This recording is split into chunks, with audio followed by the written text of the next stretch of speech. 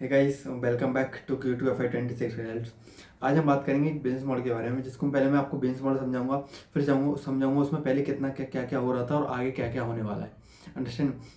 ये सब कुछ मेरी रिसर्च है, मैंने खुद पढ़ा है। नो, कोई रिकमेंडेशन नहीं है और इसमें मेरी कोई भी होल्डिंग्स नहीं है। ठीक है, तो आज हम बात करेंगे ज्योति सीएनसी की। पहले मैं आपको इसका बिजनेस मॉडल समझाऊंगा। तो ज्योति सीएनसी बेसिकली करती क्या है, ये लोग कंप्यूटर का जो मशीन्स बनाते हैं, सीएनसी मशीन, ये क्या होती हैं, कंप्यूटर वेस्ट कटिंग मेटल्स। मतलब कि ये लोग खुद से मशीन्स खुद से काम कटिंग करती हैं मेटल्स की, जो काम आता है, जैसे डिफेंस में काम आता है, एरोप्लेन्स में काम आता है, मोबाइल फ़ोन में काम आता है एंड अदर इंडस्ट्रीज़ में काम आती हैं।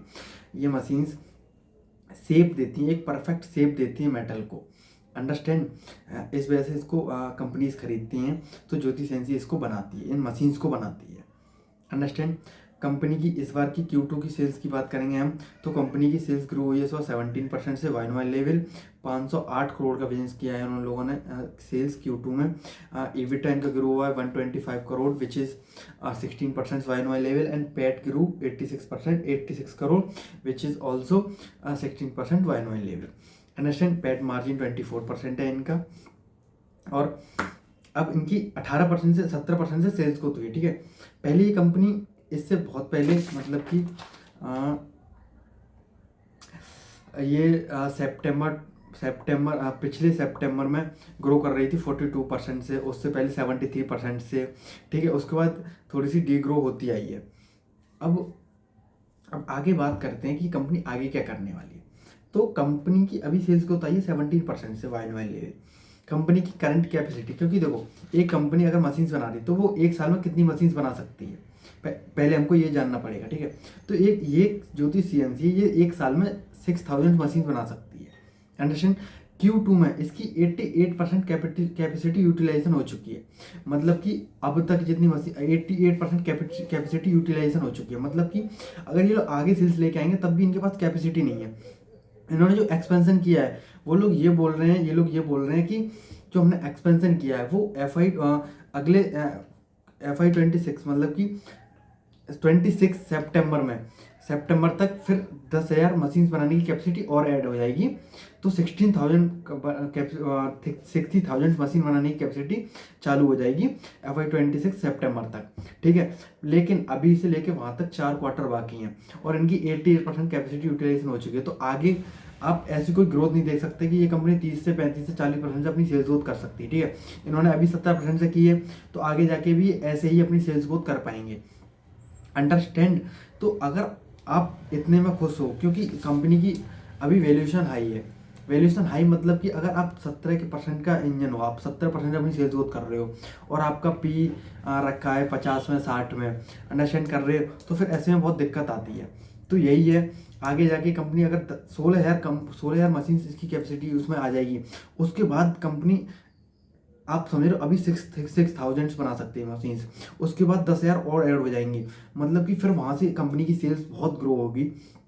तो उसी का वेट करते हैं कैसे कैसे ये लोग ऐड करते हैं, देन कैसे कैसे अपनी सेल्स ग्रोथ करते हैं। तो बहुत अच्छा रहेगा, वहाँ से ये लोग और अच्छे से सेल्स स्टार्ट करें, क्योंकि अगर 16,000 मशीन्स बनाने लगेंगे ये एक साथ, तो उसके बाद सेल्स बहुत ग्रो होगी। और ये लोग यही बोल रहे हैं, लोगों ने स्टाफ भी ऑलमोस्ट 70 to 80% अपना स्टाफ अभी हायर कर लिया है, बिकॉज ऑफ कि एक स्टाफ को ट्रेन करना चाहिए जब तक वो मशीन्स चालू हो रही हैं, जब तक वो कैपेसिटी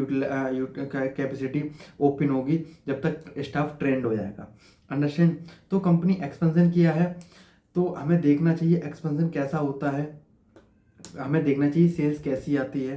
अच्छी सेल्स आती है वहाँ से अच्छी चीज़ आएगी, क्योंकि यहाँ से डबल या फिर आप डबल या 2.5 गुना यहाँ से एक्सपेंशन, मतलब 2.5 गुना कैपेसिटी कर लेंगे ये।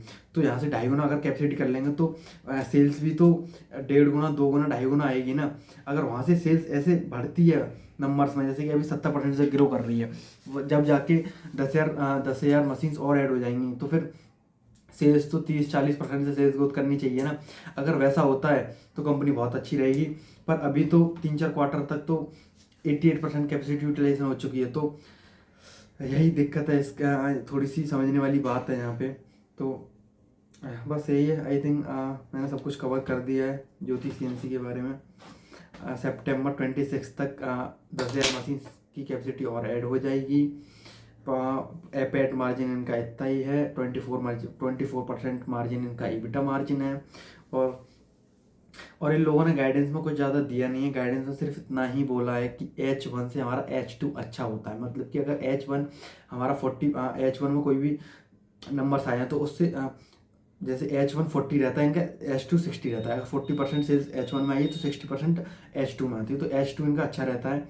तो हम देखते हैं आगे कैसा रहता है H2, और आगे कैपेसिटी कैसे यूटिलाइज करते हैं ये लोग, और आगे कैसे उस तरह से कैपेसिटी को बढ़ाते हैं। ठीक है, अभी तो ये लोग कोई गाइडेंस दे नहीं रहे हैं, 70% इनकी वैसे ही सेल्स हो, तो ये आगे की कैपेसिटी है नहीं इनकी ज़्यादा मशीन्स बनाने की।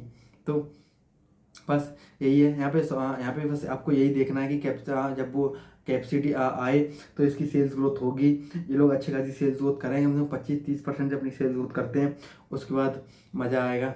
ठीक है।